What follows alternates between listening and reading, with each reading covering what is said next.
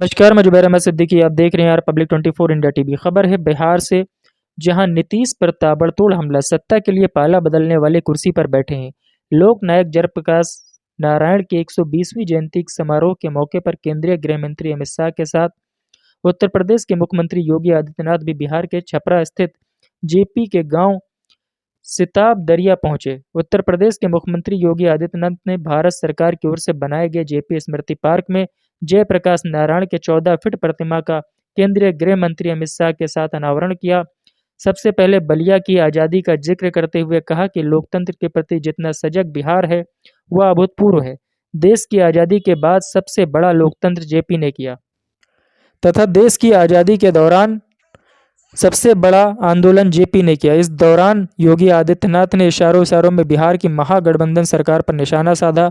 उत्तर प्रदेश के मुख्यमंत्री योगी आदित्यनाथ ने कहा कि आज राजनीति का अपराधीकरण भ्रष्टाचार बिहार के विकास को बाधित कर रहा है। उन्होंने कहा कि भ्रष्टाचार और राजनीति एक साथ मिल जाती है तो खाद का काम करती है। उन्होंने कहा कि भ्रष्टाचार ने बिहार को प्रतिभा से बढ़ने से रोक दिया है।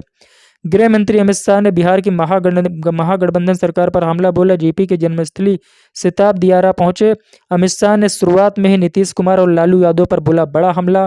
कहा कि लोगों से आग्रह किया कि भारत माता की जय का नारा इतने जोर से लगाइए कि जो आज जेपी के विरोधियों के साथ बैठे हैं उनके हृदय में कंपन हो जाए। अमित शाह ने कहा कि जेपी की मूर्ति लगाने का संकल्प प्रधानमंत्री नरेंद्र मोदी ने लिया था। उन्होंने जेपी का नाम लेकर जेपी के सिद्धांतों के खिलाफ काम करने वालों लोगों के साथ हाथ मिला लिया। 5 बार पाला बदलने वालों को बहुत जल्द सत्ता से बाहर करना है। जितेंद्र यादव की विशेष report republic 24 India TV के लिए।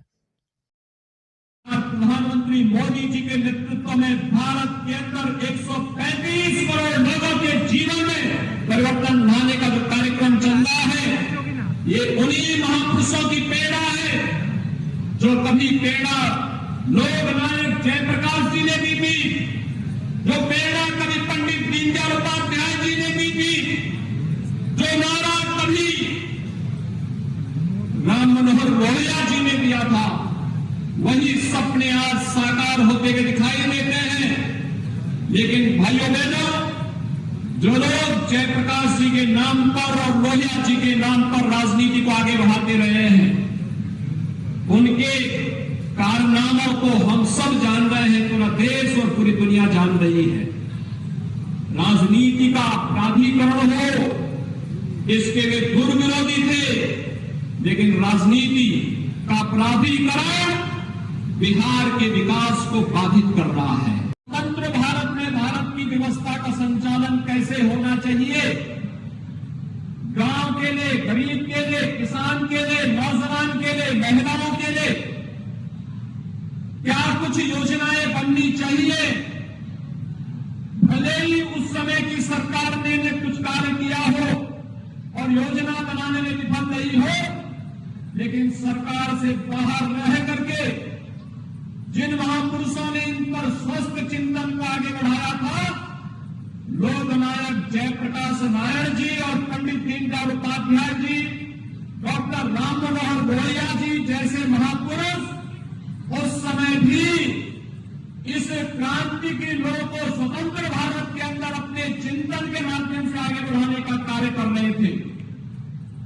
और इसी यही कारण था इस देश के अंदर जब आजादी के उन सभी योद्धाओं ने स्वतंत्र भारत में भारत की व्यवस्था कैसे होनी चाहिए, एक स्वस्थ संसदीय प्रणाली को अपनाया था। लेकिन सत्ता मोह में उस समय की सरकार इस कदर आंखों में पट्टी बांध चुकी थी कि एक समय उसने लोकतंत्र को भी कुचलने का कार्य किया, और जब लोकतंत्र को कुचलने का कार्य किया तो आखिर बिहार शांत कैसे बैठ सकता था। आप सब जानते हैं, जब आजादी की लड़ाई चल रही थी, भारत आजाद हुआ 1947 में, लेकिन बलिया ने अपने आप को आजाद घोषित कर दिया था 1942 में ही। हम सब ये जानते हैं, राष्ट्रपिता महात्मा गांधी के चंपारण आंदोलन को गति दी थी यही बिहार की धरती स्वाभाविक रूप से लोकतंत्र के प्रति जितना सजग बिहार है, सचमुच वहां देखने लायक है। और इसीलिए लोकतंत्र को उस समय कुचलने का जो कुत्सित प्रयास हो रहा था, लोकनायक जयप्रकाश नारायण जी के नेतृत्व में उस समय लोकतंत्र को बचाने के लिए जो आंदोलन प्रारंभ हुआ था वह भूतपूर्व था। देश की आजादी के बाद इतना बड़ा सशक्त आंदोलन जिसने तत्कालीन सरकार को घुटना टेकने के लिए मजबूर कर दिया था, जनता जनार्दन की अदालत में उस सरकार को जाना पड़ा था।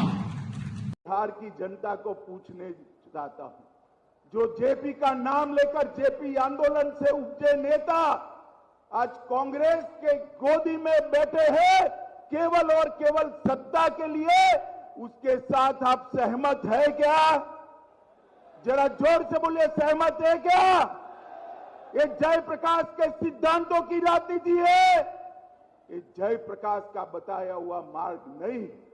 जयप्रकाश जी ने जीवन भर सत्ता के लिए कुछ नहीं किया, पूरा जीवन सिद्धांत के लिए।